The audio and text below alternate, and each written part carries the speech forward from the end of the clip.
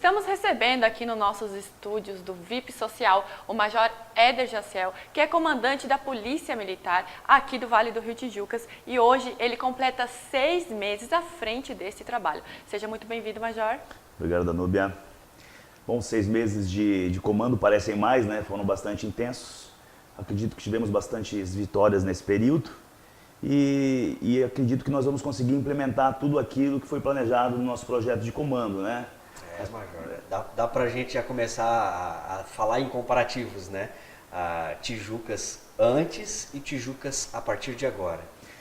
Fiquei muito feliz com a análise desses dados, é óbvio que a gente os olha diariamente, né? É uma das maneiras de planejar o policiamento, é a análise dos dados. A Polícia Militar de Santa Catarina é a mais tecnológica do Brasil. Nós temos aí análise através de Business Intelligence, né, que é o chamado BI. Ali tem toda a congregação de dados, né, de ocorrências atendidas, enfim, fazer essa análise para saber onde pôr o nosso policiamento. Mas é claro que a gente preenche essa lacuna, esses dados, com informações da comunidade, através de redes de vizinhos, através da própria imprensa. E os números são bastante bons para a gente, né, para a comunidade, né? Eu acredito que você os tenha, né? Para quem já está assistindo a gente, muito obrigado, né? A pessoa já está começando a mandar perguntas, afinal de contas, quando o Major participa, vem uma chuva de informação, o pessoal quer saber, o pessoal quer detalhar muitas notícias, mas hoje, especialmente, em relação a esses 6 meses. A gente já tem alguns gráficos que vai mostrar exatamente como estão a situação no Vale do Rio Tijucas. Um que a gente vai deixar por último, mas que a população mais se sente tranquila, é o número de armas apreendidas. Esse número a gente vai mostrar no final porque foi realmente crescente esse número, só nos últimos 6 meses, né? Mas a gente já vai para o primeiro gráfico, aparecendo na tela agora, o gráfico de roubos. É um comparativo, Major, de 2017 para 2018. Como é que você avalia esse comparativo? É bastante positivo, né? A gente observa ali os números maiores, né? As colunas maiores são do ano passado, né? Veja bem, junho, olha só o tamanho da diferença entre os dados do ano passado para esse ano. E tem que se levar em consideração o seguinte também, nós batemos muito forte no tráfico de drogas e era de se esperar que tivesse números maiores ainda de crimes contra o patrimônio, sobretudo roubo, que os traficantes têm bastante arma e disposição. Uma vez que eles tomam prejuízo no tráfico de drogas, a vagabundagem tende a migrar para diminuir seus prejuízos e fazer crimes contra o patrimônio. Major, ali quando você começou em março, a gente já pôde perceber que diminuiu pela metade. Pela metade, sim. Mas o que mais chama atenção é o mês de junho, são 13 contra 3. Mas além de diminuir pela metade, eu acabei não repassando esses dados. Em março, praticamente, nós prendemos todos que fizeram roubo. Há de se lembrar, né? Aqueles que vieram de Biguaçu, outros que vieram de Palhoça. Então, a quantidade de pessoas presas e apreendidas, considerando esses números de roubos, são bastante altas, né? Então, a gente teve realmente uma redução significativa. E eu não posso fazer esse comparativo, não é de bom ouvinte, né? Se eu comparar com cidades semelhantes em número de habitantes ou vizinhas nossas, os nossos índices são bem mais baixos. Então, realmente, o Tijucas e o Vale do Rio Tijucas, ele teve um decréscimo significativo no número de roubos. Lembrando, o cidadão confunde roubo com furto, roubo onde há violência ou grave ameaça. O cidadão chega armado, né, ou ameaça com... Agora a gente tem outro Nós gráfico. temos mais gráficos. Lembrando que esses números são muito importantes para a comunidade entender o trabalho da polícia e como vem sendo feito desde que o Major assumiu. Então, dessa forma, fica mais claro para a gente entender. Né? Claro. Vamos lá. Teve um aumento significativo no número de furtos em março, mas eu explico por quê. Quando nós chegamos aqui, o 190 ele tinha uma demanda reprimida muito grande. O que acontecia? Ligava-se, a viatura não ia, porque era tudo concentrado em Tijucas. O mesmo cara que atendia o telefone, ele mesmo mandava a viatura e por vezes havia falha, não conseguia completar a ligação. Então o que eu fiz no período? Eu criei um sistema de call center, né, que é o sistema que a Polícia Militar usa. As ligações são atendidas em Balneário por uma equipe muito maior e imediatamente, o cidadão não percebe isso, ela é repassada para as guarnições de Balneário Camboriú. Então houve um aumento no número de furtos também em consequência desse registro e em consequência dessa ação em cima do tráfico de drogas. A gente pode perceber ali março e abril, né, com um número crescente do furto. E o furto, nós temos outro agravante no Brasil, que o furto, ele praticamente o sujeito nunca fica preso. Porque o crime fica até 4 anos. Então, se a gente pegar um sujeito agora que furtou um carro, prendê-lo em flagrante, Se é que ele não vai ser enquadrado em receptação dolosa do artigo 180, ele sai na mesma hora. Então, o nível de reincidência é altíssimo. E a maioria dos furtos a gente conseguiu também fazer prisão. Mas houve realmente um aumento em março, mas os números se estabilizaram e estão caindo bastante. Abril, maio, junho, julho e agosto já caiu bastante. Exatamente. Esse comparativo que a gente vai fazer agora de junho, julho e agosto, os números eram altos em 2017, mas teve uma queda drástica, né? Sim, mas assim, ó, eu fico bastante triste quando a gente vê um caso como aconteceu no centro de Tijucas, que a loja foi arrombada, as pessoas chamam de assalto, não é um furto, né? Mas é bastante difícil de você combater, uma vez que você tem um policial que esteja fazendo um patrulhamento, por exemplo, lá na Joaia, então o sujeito aproveita daquele que é muito rápido, né? E toma rapidamente, quebra essa loja, né? Rapidamente toma os produtos ali e se evade. Para combater o furto, né, o roubo, nós estamos com um projeto de monitoramento inteligente da cidade. Então, esse projeto nós estamos em parceria com a Câmara de Vereadores e estamos em parceria com o prefeito. Então, o prefeito ele já bateu o martelo, ontem de manhã fizemos uma reunião, ele bateu o martelo e Tijucas vai ter um sistema de monitoramento inteligente que consegue ler placas. Então, é um sistema chamado OCR, né? Ele consegue ler placas e isso vai ser sensacional para a investigação, que está sendo muito bem feita pelo delegado Diogo, mas sem esses elementos. Porque essas câmeras, do jeito que estão, elas não auxiliam muito no processo de investigação. É que são caras e acabam sendo, e são obsoletas hoje em dia. Você tem que agregar tecnologia. Vai ser sensacional em todas as saídas. Ela tem um custo relativamente alto, de 2 mil por faixa, por câmera, por mês.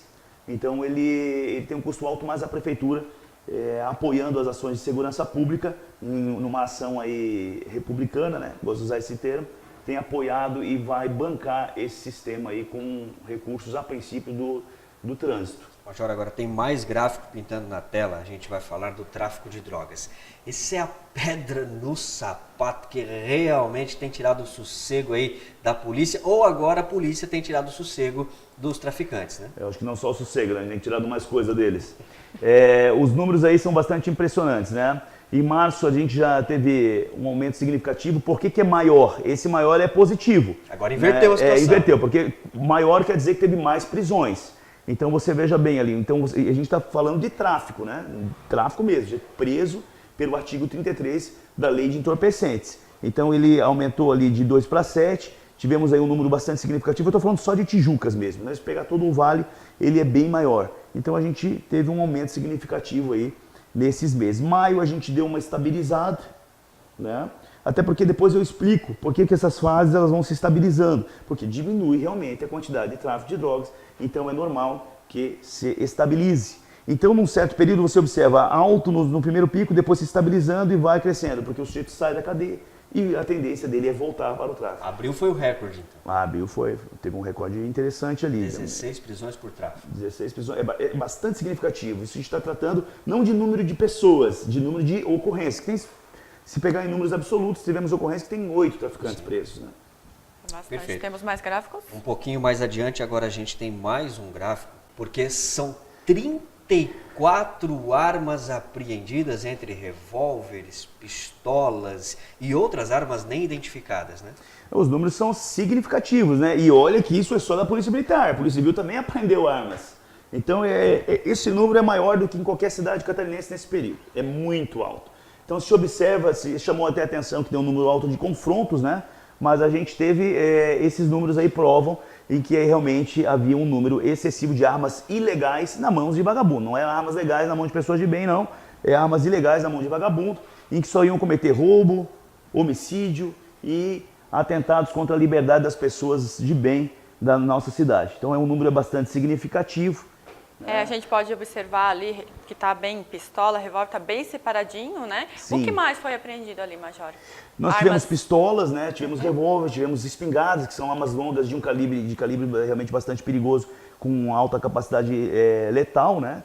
Tivemos bastantes armas apreendidas, diversos calibres. O que chama a atenção, Danúbia, dessas armas são a quantidade de pistolas da marca Glock, que são armas com seletor de rajada, são armas semiautomáticas, de uso restrito. Então essas armas realmente essas têm um alto poder de destruição. Até chama as pessoas, coloquem no YouTube lá, Glock rajada, vai ver um vídeo impressionante a capacidade de destruição que essas armas têm. Inclusive com o chamado kit Rony, pesquisem também, kit Rony, com carregador caracol, com quantidade expressiva de munição.